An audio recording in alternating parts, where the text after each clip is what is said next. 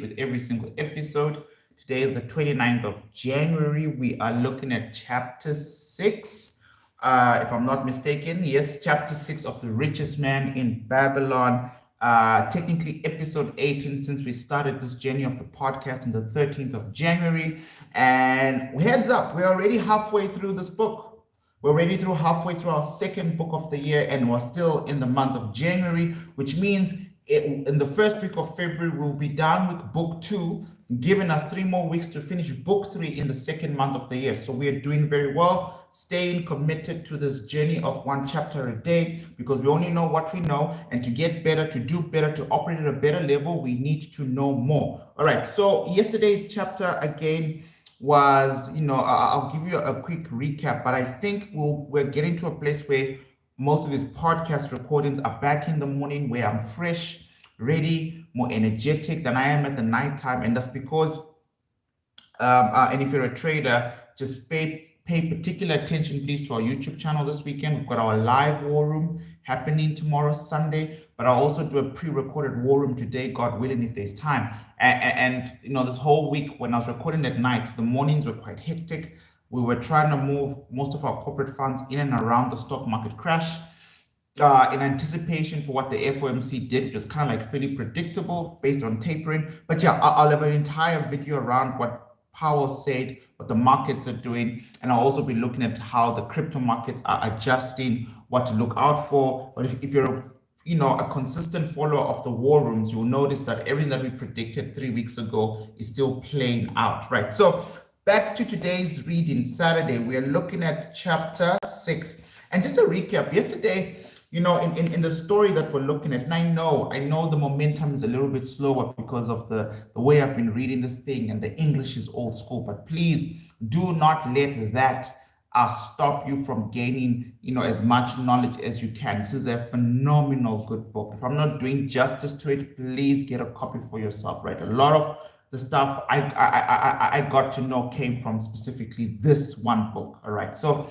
yesterday's chapter, Akkad sends his son away. He's like, listen, man, I'm not going to give you my inheritance. I know I'm the richest man in the world, but I can't just give that to you, even though you're my son. You need to show that you have the ability to multiply, maintain, and sustain wealth. Because if I just give you that without that skill set in your life, you're going to blow all my hard work. And so the son went away for like 10 years. And then upon his return, he explains what happened to him, which is actually very normal in most investment journeys, the ups and downs, the pits and the falls, the poor investments and losing money, and the regrouping, for the traders, the constant balance between small growths and blown accounts. Small growths and blown accounts is a common thing, but it's the persistence and also learning about the laws of gold. So in yesterday's chapter, we then covered the 5 laws of gold. Number 1, gold cometh gladly and increasing quantity to any man who will put not less than 1/10 of his earnings to create an estate for his future and that of his family. The 10% rule. The 10% rule is the first law of gold. The 10% rule is the first cure to a lean purse in the previous chapter. So this is a theme. This is a theme. Do what you have. You want a big tree, you don't plant a tree, you plant a tiny seed. 10% rule is the oldest law of wealth creation. It is like if you're religious and you're a Christian, right, bring ye thee to my storehouse, don't rob me, by the tithe. The tithe is 10%. It is the surest way of perpetual wealth. Remember, you want to increase the law of perpetual increase from this book that we did, in season 1 of the podcast, The Science of Getting Rich, right? The story of the advancing man. So it is absolutely crucial that we follow law number 1. It's the end of the month in January. Follow law number 1. Start putting 10% away. Number 2, gold laboreth diligently and contentedly for the wise owner who finds it profitable employment, multiplying even as the flocks of the field. So make sure you know where you're putting your money. Gold clingeth to the protection, number 3, of the cautious owner who invests it under the advice of men wise in its handling. So keep 10% away, make sure you invest in it. Number 2, make sure that you find a way to make it profitable, to multiply. And the best way to do that is through number 3, finding counsel of men who actually understand the way to do it. So don't go ask what's the best crypto to buy from someone who just joined crypto yesterday. You all of you are going to be lost in what we call meme coins or shit coins, right? So number 4, gold slippeth away from the man who invests it in business or purposes, and which he is not familiar, or which are not approved by those skilled in its keep. So where you keep your money matters. How long you keep your money, that matters. Who you keep your money with matters. 9 out of 10 times when you get scammed, especially in financial markets, it's your fault. 9 out of 10 times. I'm telling you this. I've been in financial markets for a very long time now. I have not yet come across a scammy story that did not also rely on you falling for the scam. For anyone to take your money and scam you, you have to do the offering. You have to give them your money. Learn to equip yourself, right? We spoke about this in the previous episodes. You want to get more money. Our card, the richest man in Babylon, brings it up as you have to get to a point where you increase your skill set.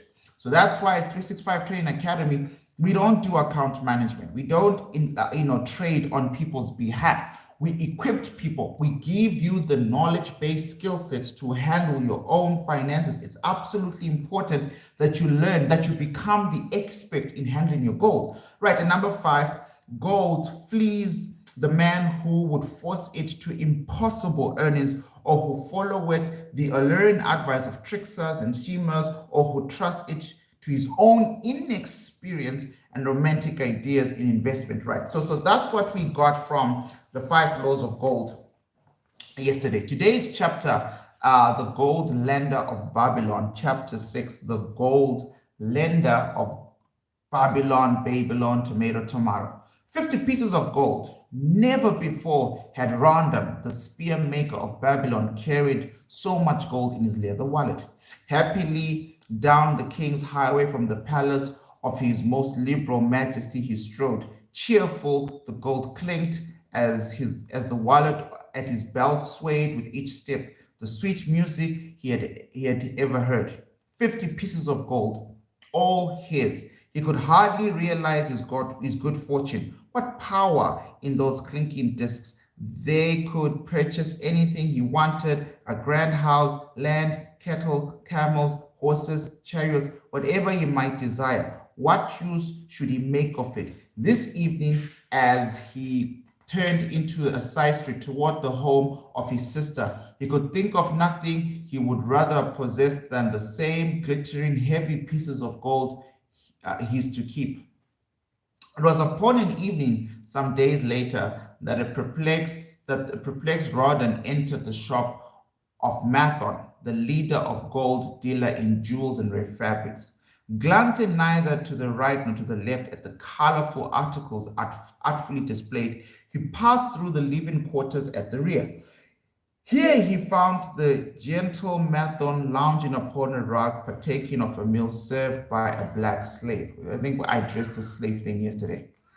I would counsel with thee, for I know not what to do. Radon stood studily, feet apart, hairy breast exposed by the gaping of his leather jacket. Mathon's narrow swallow face smiled a friendly greeting. What indiscretions hast thou done that thou wouldst seek the lender of gold?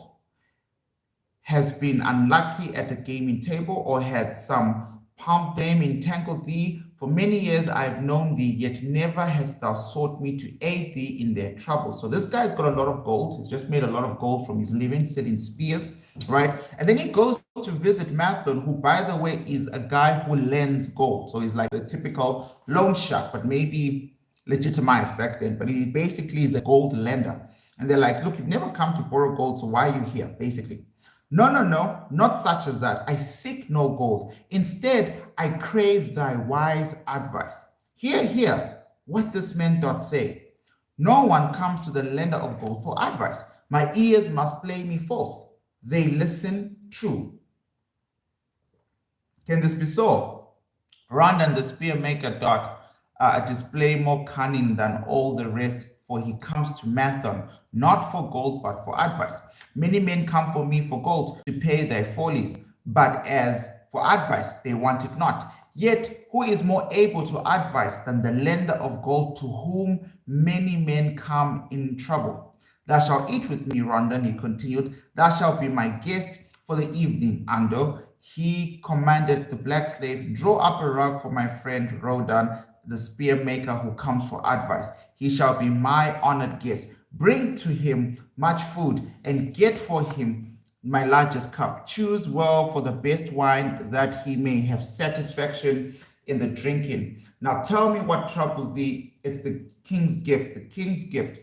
The king did make thee a gift, and it gives me thee trouble. What manner of gift? Because he was much pleased with the design I did to submit for a new point of the spears of the royal guard, he did present me with 50 pieces of gold, and now I am perplexed. I am besieged each hour. The sun doth travel across the sky, but those who would share it with me, that is natural. More men want gold than they have it, and would wish one who comes by it easily to divide. But can you not say, no, it's thy will not as strong as thy fist?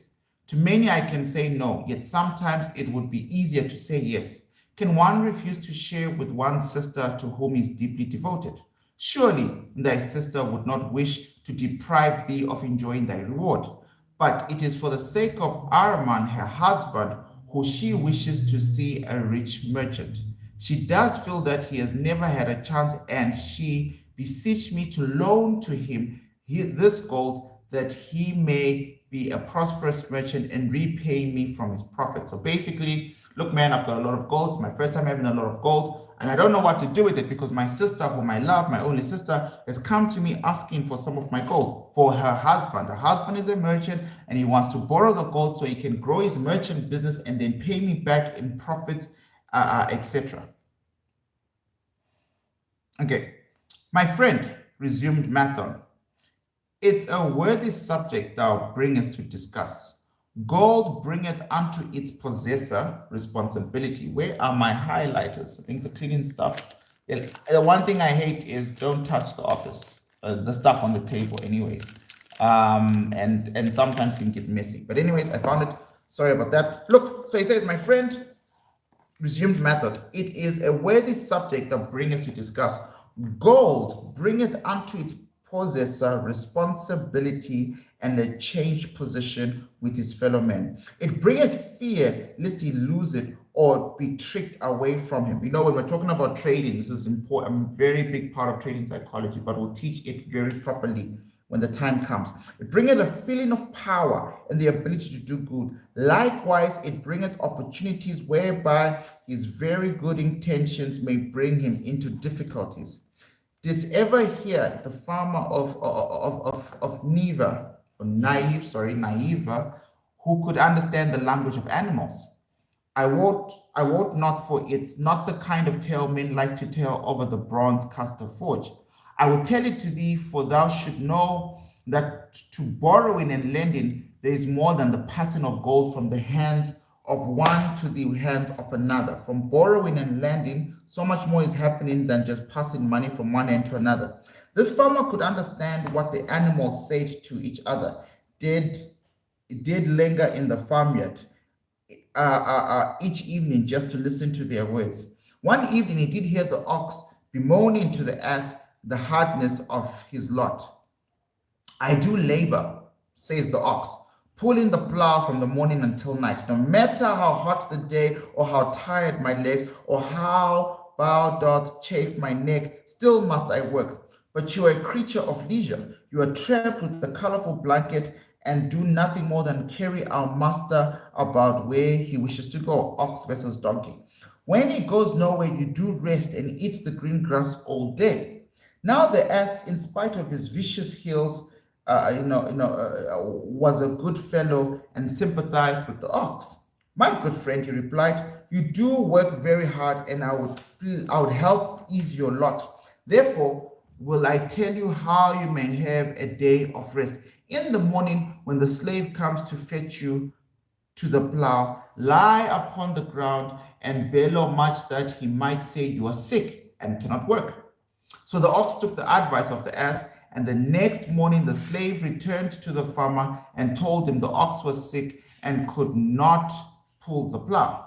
Then said the farmer, hitch the ass to the plow, for the plowing must go on. All that day, the ass, who had intended to help his friend, found himself compelled to do the ox tasks. When the night came, I know you guys saw in episode 1, and I apologize for interjecting. In episode 1, I showed you that I had 2 copies of this book. The original copy that my old man bought for me when I was 13 years of age. I swear to you, for some reason, the story cracks him up so hard. Like, you should see how dramatic it gets. Like, this is like very funny to my dad. The fact that, this donkey told the ox, pretend you're sick, and all of a sudden it's the donkey the very next day doing all the work. Right. So it's just a memory, like the first time he read it out loud, where he was just dying in tears. Like, he really found this funny. All that day, the ass had only intended to help his friend, found himself compelled to do the ox task. When night came and he was released from the plow, his heart was bitter, and his legs were weary, and his neck was sore, where the bow had chafed it. The farmer lingered in the barnyard to listen. The ox began, "You are my good friend. Because of your wise advice, I enjoyed a day of rest." And I retorted the ass, am like many other simple-hearted one who starts to help a friend and ends up by doing his tasks for him. Hereafter, you draw your own plow, for I did hear the master tell the slave to send the butcher where you sick again.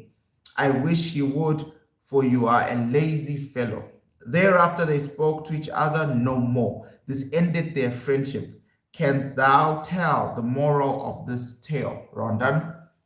It's a good tale, responded Rondon, but I see not the moral. I thought not that you would, but it is there simple too. Just this: if you desire to help thy friend, do so in a way that will not bring thy friend's burdens upon themselves. I like to help where I can, and it comes from a place of 2 things. Number 1, I enjoy planting seeds because I never know where I'm going to reap. So I'm very intentional when I help. When I help people, it's because I believe that I'm gonna, principles of science of getting rich: always do more for someone than you'll ever get in cash value.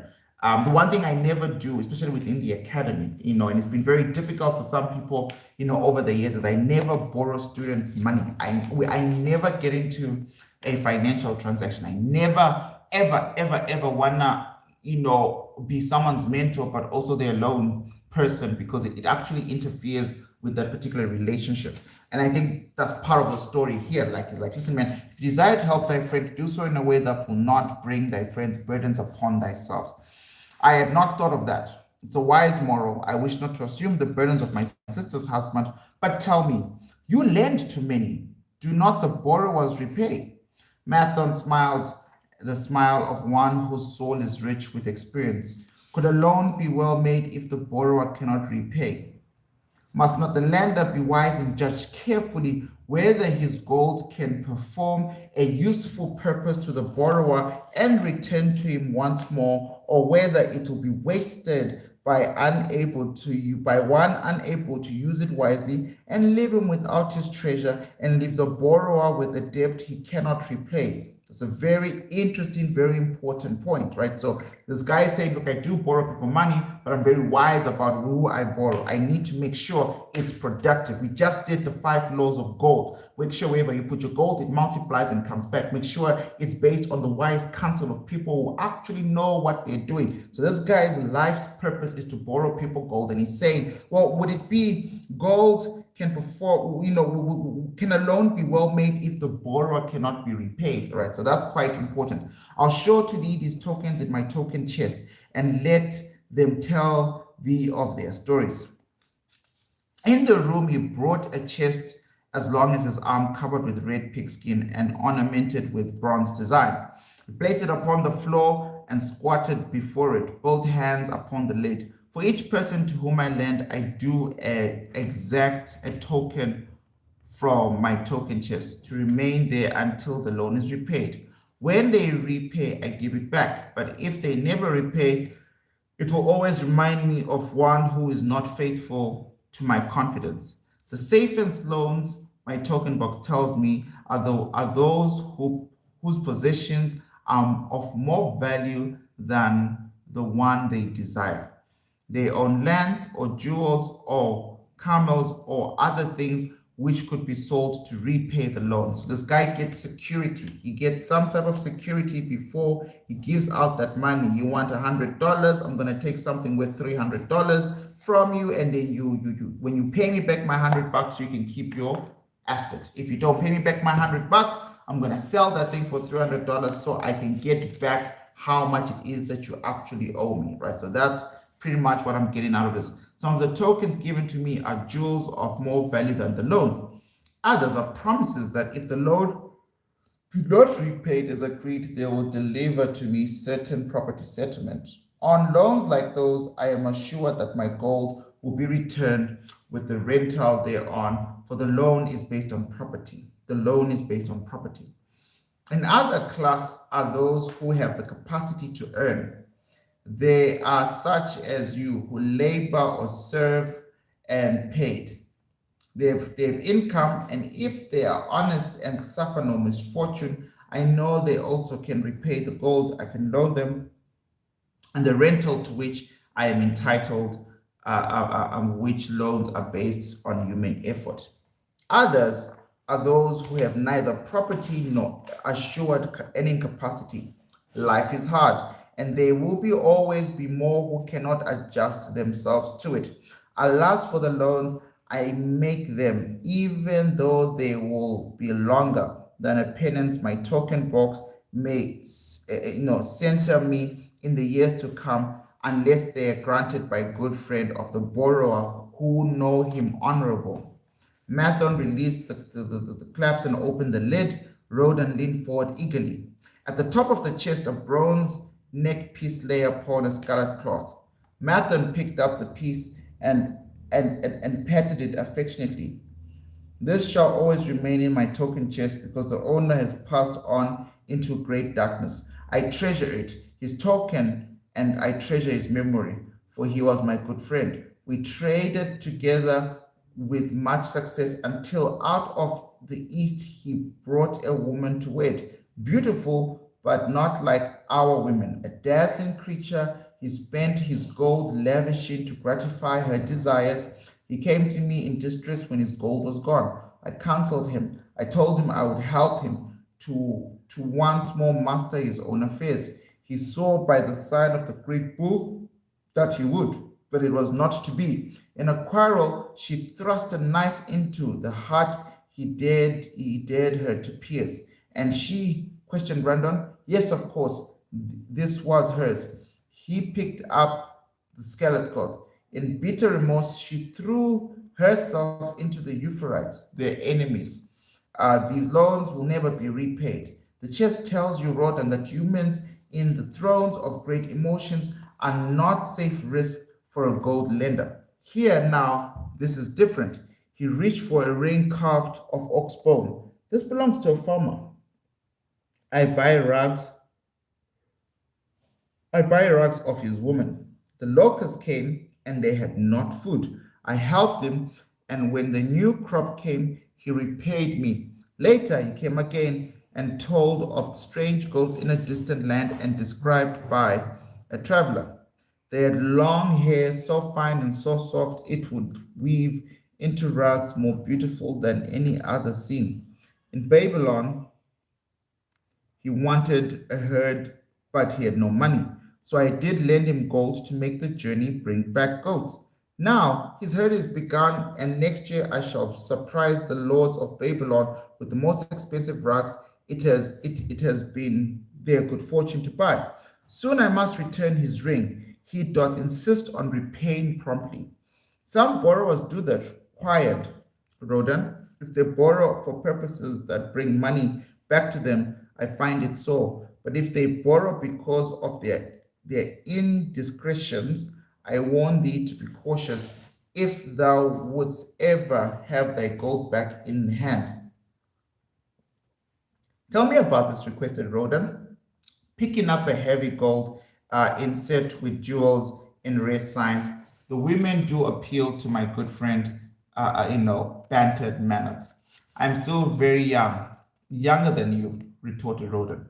I grant that, but this time thou dost suspicion, romance, where it is not.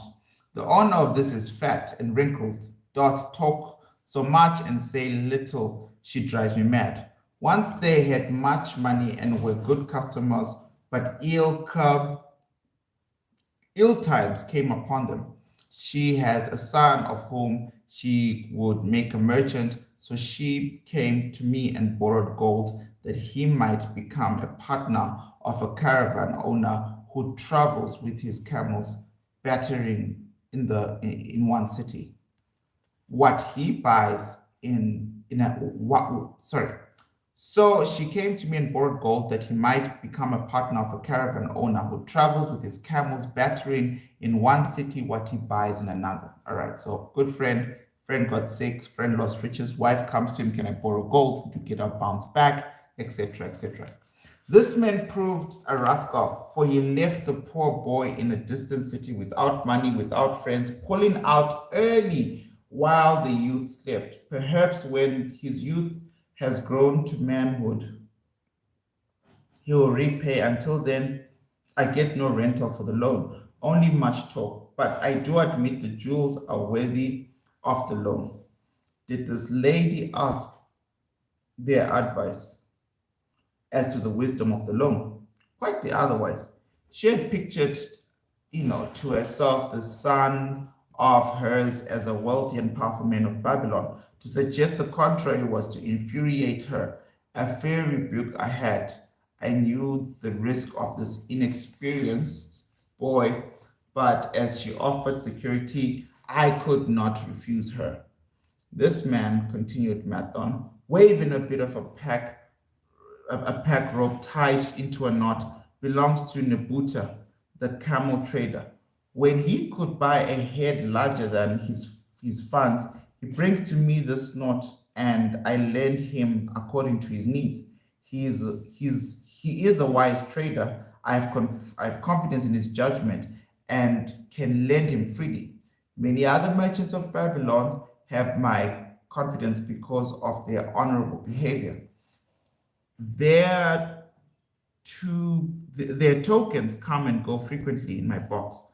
Good merchants are an asset in our city and in profits for me to aid them to keep trade moving, that Babylon be prosperous. Matan picked up a beetle carved in turquoise and tossed it contemptuously on the floor. A bag from Egypt. The lad who owns this desire, right?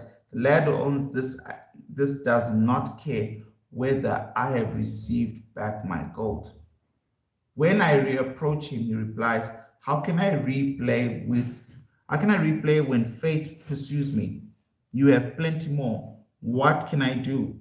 The token to his father, a worthy man of small means who did pledge his land and herd to back his son's enterprise. The youth found success at first and then was the overzealous to gain great wealth. His knowledge was immature, his enterprises collapsed. Youth is ambitious, youth would take cuts to wealth and the desirable things for which it stands. To secure wealth quickly, youth often borrows unwisely. Youth never had the experience, cannot realize that hopeless debt, goodness gracious, I'll put this on a t-shirt because I was that youth.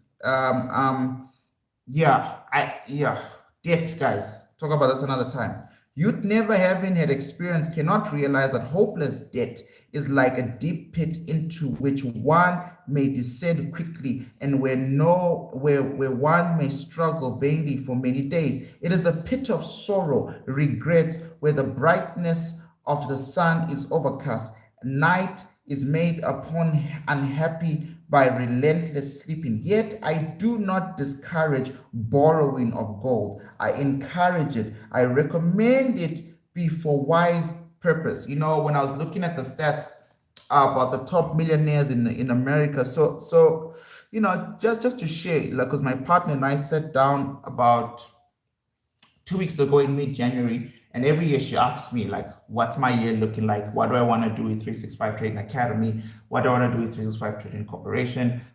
Is this the year we're going to get into our third business venture where we're going to be starting something together? completely outside of trading, right?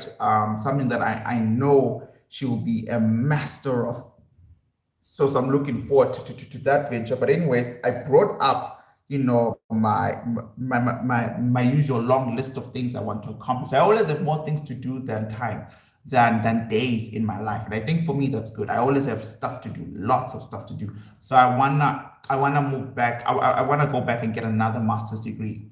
Right. So PhD or not, it really doesn't matter. Learning and acquiring information is ecstatically painful. I still want to finish my PhD, but I'd also want to kind of like zone into another master's degree around something specific to do with the academy. Outside of that, I think it would be very cool to do a business administration, and my thesis would be very similar to what this one guy did. This one guy literally, with a camera, tape recorder, spent a lot of time. I mean, one of the three, we're going to do 4 books of Dr. Joseph Murphy. Dr. Joseph Murphy did his PhD on wealth creation and just using the mind. Think and Grow Rich, the science of getting rich, an entire PhD around that stuff, curing mental antidote. And I want to do something similar with my MBA would be separate from my previous master's in industrial economic sociology. And in this particular one, I want to sit down with as many wealthy people and just talk to them. So it'll be structured, qualitative, research, and just get it. Because, when I was reading someone who did something similar, but he wrote a book around it, right? Most wealthy people use debt in the smartest way possible. So I hate debt. And when I say I hate debt, I never expand on it, because for now, until we're all at the same level where we know what we know and our knowledge is growing, I don't want to confuse too many people. But there is such a beautiful, smart way of using the bank's money against the banks to get what you want and grow. It's enormously. Debt is a big tool for very wealthy people in how they advance forward, right? So he's saying the youth is ambitious, right? And you can tell, you can swap the word youth for ignorant. Sometimes you're ignorant. I was extremely youthful and ignorant around finances a while back. So youth is ambitious. Youth will take shortcuts to wealth and the desirable things for which it stands. To secure wealth quickly, youth often borrows unwisely. There is an unwise way of doing this.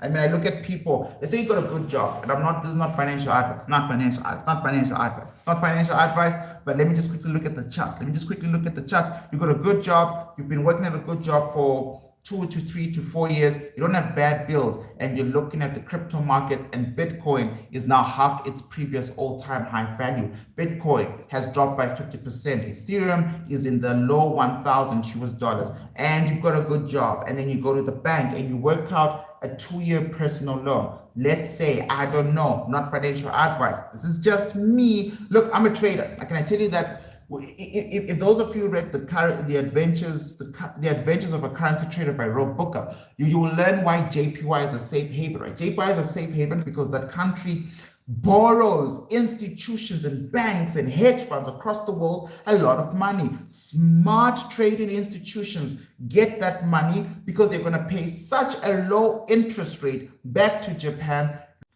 Because trading fundamentally, remember, allows you to use leverage. And so you're paying back, making up numbers here, $10 million at less than 1% on the interest rate, and flipping the $10 million to 90 million US dollars.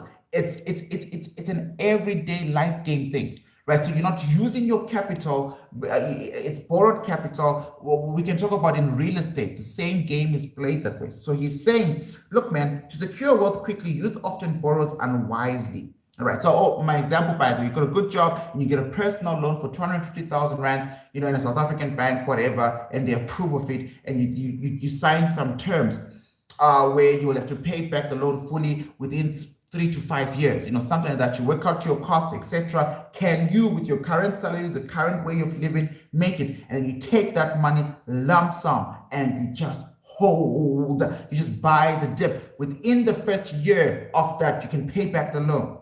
Not only does that improve your credit score phenomenally, like your credit score goes up the roof because damn, we want to do it. But now, if you take the 365 Traders course or whatever course you're doing to read charts properly, you could do that for at least 3 to 4 for 5 years, right? So if you borrow from the bank to 200K, 100K, 250K, 5 times in the period of 3 years, and you keep paying it back like that, right? So you've taken from the bank $1 million to create a ridiculous, enormous amount of wealth. This is not a hypothesis, right? I've told someone to do this and they did it.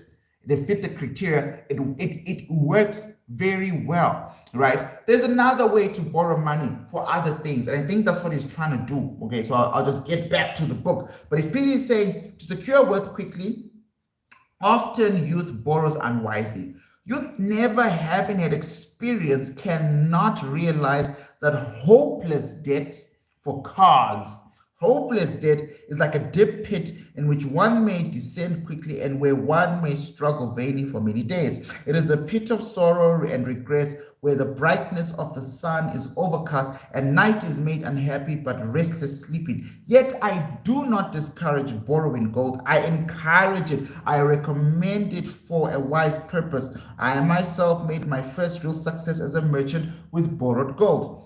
Yet what should the lender do in such a case? The youth is in despair and accomplishes nothing. He is discouraged. He makes no effort to repay. My heart turns against depriving the father of his land and cattle. You tell me much that I'm interested in hearing, ventured Roden. But I hear no answer to my question. Should I lend my 50 pieces of gold to my sister's husband?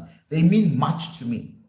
Thy sister is a sterling woman whom I do much esteem. Should a husband come to me and ask to borrow 50 pieces of gold, I should ask him for what purpose he would use it. If he answered that he desired to become a merchant, like myself, and deal in jewels and rich furnishings, I would say, what knowledge have you of the ways of trade? Do you know where you can buy at low cost? Do you know where you can sell at fair price? He could say yes to these questions. No, he could not, Roden admitted. He has helped me much in making spears and has helped me shop in the shops. Then would I say to him that his purpose was not wise. Merchants must learn their trade. His ambition, though worthy, is not practical, and I would not lend him any gold. But supposing he could say, yes, I've helped merchants much, I know how to travel to Samaria and to buy low cost the rugs and the wives weave. I also know many of the rich people of Babylon to whom I can sell at a large profit. Then I would say your purpose is wise and your ambition honorable. I shall be glad to lend you 50 pieces of gold if you give me security that they will be returned. But would he say, I have no security other than I'm an honored man and will pay you well for the loan? Then I would reply, I treasure much the piece of gold, were the robbers to take it from you as you journeyed to Samaria, or the rugs from you as you returned, then you would not have no means of repaying me, and the gold would be gone. Gold, you see, Roden, is the merchandise of the lender of money. It is easy to lend. It is lent if it is lent unwisely, it is difficult to get back. The wise lender wishes not the risk of undertaking, but the guarantee of safe repayment. It's well, he continued, to assist those who are in trouble. It's well to help those who form fate has laid a heavy hand. It is well to help those who are starting that they may progress and become valuable citizens, but help must be given wisely, least like the farmer's ass in our desire to help, we but take upon ourselves the burden that belongs to another. Again, I won from thy question, Roden, but hear my answer. Keep thy 50 pieces of gold. What thy labor earns for thee and what is given thee for thy reward is thy own, and no man can put an obligation upon thee to part it unless if do be thy wish. If thee wilt lend it so that it may earn thee more gold, then learn with caution and in many places. I like not idle gold, even less I like too much risk. How many years hast thou labored as a spear maker? Fully 3. How much besides the king's gift hast thou saved? 3 gold pieces. Each year thou hast labored, thou hast denied thyself good things to save thy earnings 1 piece of gold. So for 3 years, he only saved 1 piece of gold per year. It's as you say, then mightest save in 50 years of labor 50 pieces of gold of thy self-denial. A lifetime of labor it would be. Thinkest thou thy sister would wish to jeopardize the savings of 50 years of labor, of bronze melting pot, that her husband might experiment on being a merchant? Not if I spoke in your words. Then go to and say, 3 years have I labored each day except fast days, from morning until night, and I've denied myself many things that my heart craved. For each year of labor and self-denial, I have to show 1 piece of gold. Thou art my favored sister, and I wish thy husband may engage in business which he will prosper greatly. If he will submit to me a plan that seems wise and possible, my friend Mathan, then will I gladly lend to him my savings of an entire year, which is 1 gold, that he may have opportunity to prove that he can succeed. Do that, I say, and if it hears within him the soul to succeed, he can prove it. If he fails, he will not owe thee more than he can hope to someday repay. I am a gold lender because I own more gold than I can use in my own trade. I desire my surplus gold to labor for others and thereby earn more gold. I do not wish to take risks of losing my gold, for I have labored much and denied myself much to secure it. Therefore, I will no longer lend any of it where I am not confident that it is safe and will be returned to me. Neither will I lend it where I am not convinced that its earnings will be promptly paid. I have told to thee, Roden, a few of the secrets of my token chest. From them you may understand weakness of men and their eagerness to borrow, from which they have no certain means to repay. From this you can see how often thy high hopes of great earnings they could make if they but had gold, but false hopes they have not the ability of training to fulfill. Thou, Roden, now have gold, which should thou put to earning more gold for thee. Put your gold to work. Thou art but to become, even as I, a gold lender. If thou dost safely preserve thy treasure, it will produce liberal earnings for thee, and be a rich source of pleasure and profit during all thy days. But if thou dost let it escape from thee, it will be a source of constant sorrow and regret as long as thy memory doth last. What dearest thou most of thy gold in thy wallet to keep it safe? Wisely spoken. Okay, wisely spoken. Replied Mammoth, proving thy first desire is for safety. Thinkest thou that in the custody of thy sister's husband it would be truly safe from possible loss? I fear not, for he is not wise in guiding gold. Then be not swayed by foolish sentiments of obligations to trust thy treasure to any person. If thou wouldst help thy family or thy friends, find other ways than risking the loss of thy treasure. Forget not that gold slippeth away in unexpected ways from those unskilled in guarding it, as well as wasted thy treasure in extravagance, as let others lose it for thee. What next after safety dost desire of his treasure of thine, that it earn more gold? So what do you want more from this? I want my gold to make more gold. Again, thou speakest with wisdom. It should be made to earn and grow larger. Gold, wisely learned, may even double itself with the earnings before a man like you groweth old. If you risk losing it, you risk losing all that you would have earned as well. Therefore, be not swayed by the fantastic plans of an impractical man who think they see ways to force thy gold to make earnings unusually large. Such plans are creations of dreamers unskilled in the safe and dependable laws of trade. Be conservative in what thou expect it to earn, thou mayest keep and enjoy the treasure. To hire it out with the promise of usurious returns is to invite loss.